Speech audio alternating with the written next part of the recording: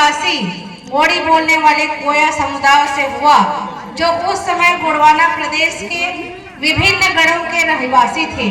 Edward Suez को अपने अध्ययन के समय ज्ञात हुआ कि गोड़ी भाषा में प्रचलित गंडोदीप, श्रृंगारदीप आदि शब्दों का अर्थ 5 द्वीपों का समूह यानी गोंडोला में निवास करने वाले कोया वंशियों या गोड़ी जनों का भूभाग है। यहाँ के भूभाग में उन्हें करोड़ों साल पुरानी चट्टानें मिली, जिनके आधार पर उन्होंने दक्षिणी गोलार्ध में गोंडवाना लैंड के अस्तित्व में रहने का सिद्धांत सन 1858 में प्रकट किया।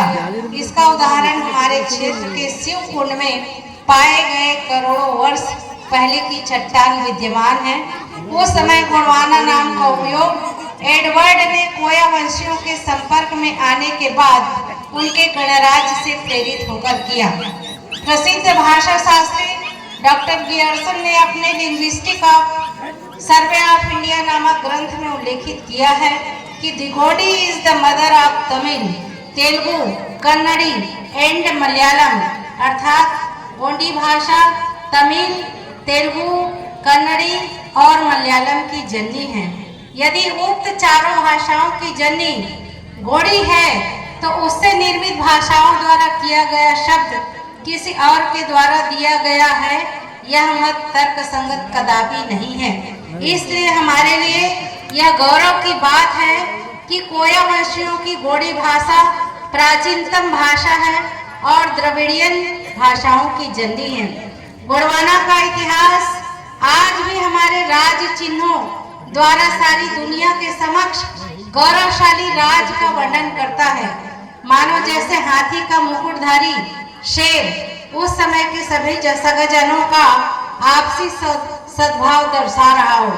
गोंडवाना का इतिहास आज भी कई गणों के रूप में अपनी गौरव गाथा सुना रहा है। इसी श्रेणी में एक और रोचक तथ्य आप सभी के साथ साझा करना चाहती हूँ। राज चिन्ह की तरह एक और चिन्ह चांद, सूरज एवं हाथ गोड़ी सभ्यता का सबसे प्रचलित चिन्हों में से एक है। चांद और सूरज को कुपार लिंगो रायतार जंगो शक्ति के रूप में पौष महीने के पूर्णिमा में पूजा जाता है। इनके साथ चिन्ह में हाथ देखा जाता है। उसका तात्पर्य पूर्वजों के आशीष से है, जो सदा से ही गोड़ी सगाजनों में पूजनीय रहे हैं।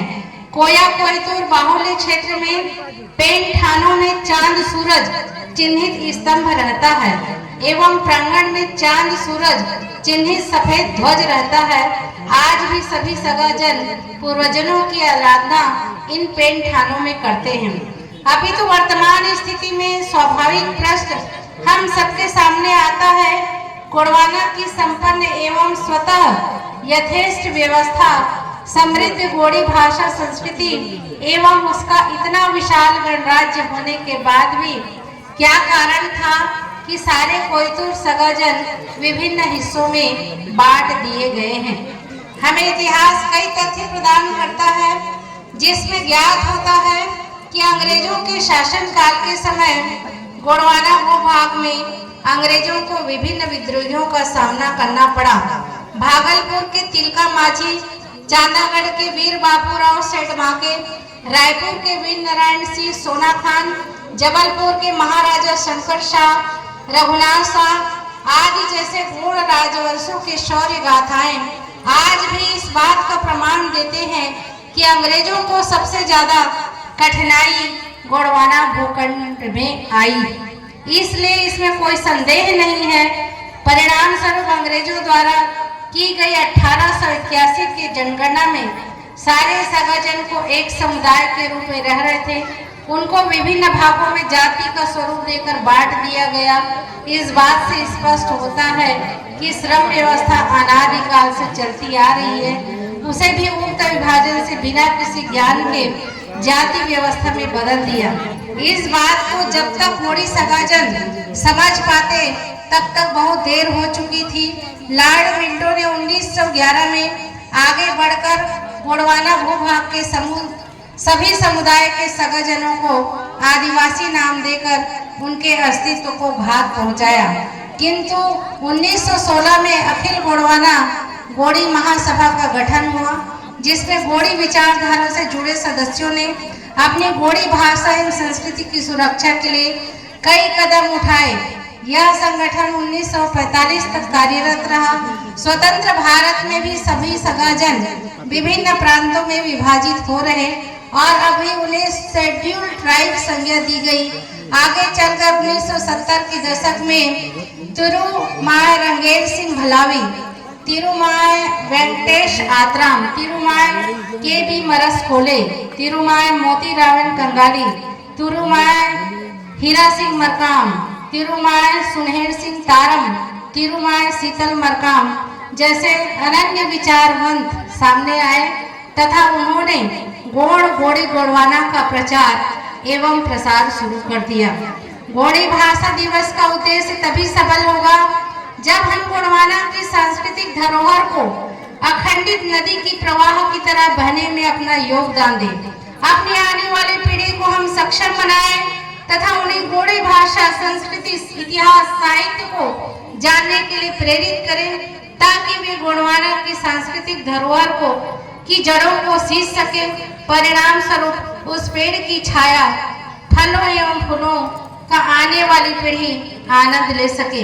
इस अनुरोध के साथ मैं सभी सगाजनों को मेरा सादर जय सेवा, जय गोंडवाना। तो सभी सगाजनों से निवेदन करती हूँ, अभी भी गोंडी धर्म और भाषा के प्रति शरीर कमजोर होने के बावजूद भी कितना प्यार है, अपने सगाजनों के प्रति कितना प्यार है, इतिहास को कैसे वापस लाए इसके लिए कितना प्यार है, आप उनके संदेशों से समझ सकते हैं। तो मैं सभी सगाजनों से, सभी सियानजनों से, सभी नेतृत्व कर्ताओं से अनुरोध करती हूँ कि इस आंदोलन को हम निरंतर आगे बढ़ाएं, जड़ से जुड़े और पूरे विश्व में गोंडी एवं गोंडवाना को ऊपर शिखर तक पहुंचाने का कष्ट करें। इसी शब्दों के साथ मैं अपनी वाणी को विराम देती हूँ। धन्यवाद। जय सेवा, जय गोंडवाना। एक बार फिर बोलिए, आचार्य मोती रावण कंगाली अमर रहे, अमर रहे। आचार्य मोती रावण कंगाली अमर रहे, अमर रहे, अमर रहे। धन्यवाद।